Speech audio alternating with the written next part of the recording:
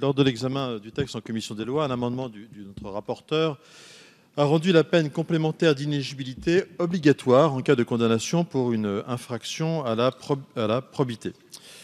Il faut savoir que dans notre droit, les peines complémentaires sont par principe facultatives pour le juge. Les peines complémentaires étant incompatibles avec le principe d'individualisation de la peine. Et les rares exceptions sont peines complémentaires répondent en général à des considérations assez pratiques, comme la confiscation d'un objet dangereux, notamment en matière de confiscation du véhicule, en matière dans le code de la route. Récemment, d'ailleurs, notre collègue Lionel Tardy avait interrogé le gouvernement sur cette question, et je tiens à vous lire la réponse ministérielle. Les échanges entre praticiens n'ont pas témoigné, on est vraiment sur ce sujet-là de la peine complémentaire obligatoire pour les élus, les échanges entre praticiens n'ont pas témoigné de l'opportunité ou de la nécessité d'instaurer une peine complémentaire obligatoire d'inéligibilité, s'agissant au demeurant d'une mesure de nature à restreindre le pouvoir d'appréciation des juges et le principe d'individualisation des peines. Ces paroles pleines de sagesse sont celles du garde des Sceaux, ministre de la Justice, Jean-Jacques Urvoas. Voilà.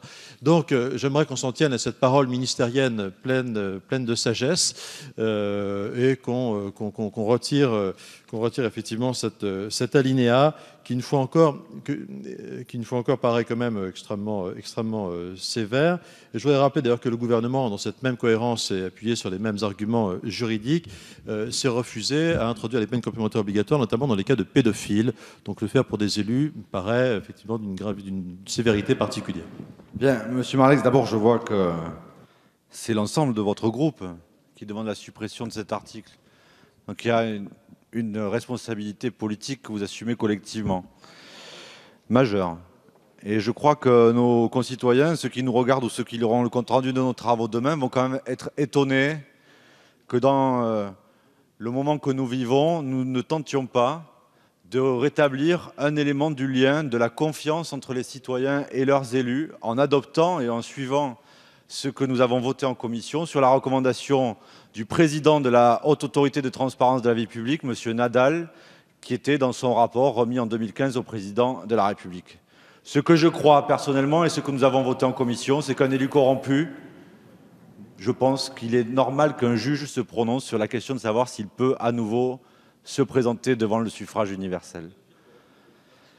Et donc, ce que propose ce texte, la rédaction qui est adoptée vise à appliquer plus fréquemment la peine complémentaire d'inéligibilité en cas de condamnation pénale pour manquement à la probité.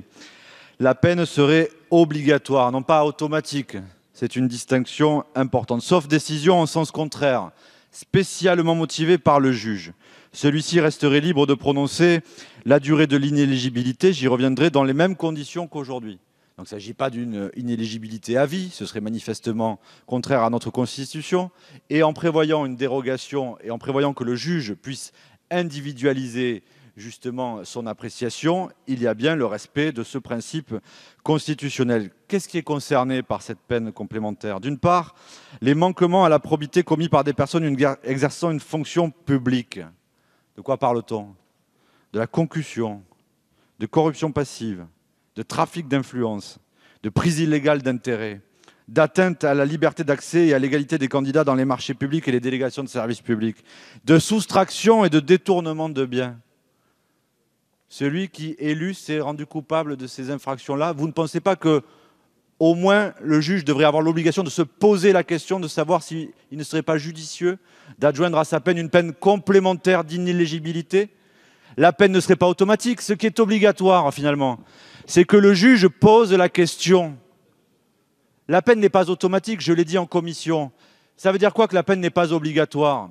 N'est pas automatique, pardon. Ça veut dire que si jamais le juge omettait de la prononcer, elle ne figurera pas dans la décision. Et c'est éventuellement au degré supérieur de juridiction qu'il appartiendra de réparer cette erreur de droit. Mais ce qu'on oblige en fait à faire le juge, c'est à se poser la question de l'inéligibilité. Et ensuite, appréciant les circonstances de l'espèce, la personnalité de l'auteur, son âge par exemple, son état de santé, parce que peut-être que s'il s'agit d'un élu qui a 95 ans, évidemment, on peut espérer que de toute façon, une peine d'inéligibilité serait jugée par le juge totalement inopportune. Bref, il pourra individualiser cette peine complémentaire. Mais je crois que vraiment, il faut que nous fassions œuvre de responsabilité sur ce sujet-là au moment où nos concitoyens nous attendent pour établir ce lien de confiance entre leurs élus et eux-mêmes. C'est un mécanisme aussi, je veux y insister, pardonnez-moi la Présidente, parce que c'est un sujet sérieux et il y a une argumentation juridique à fournir aussi.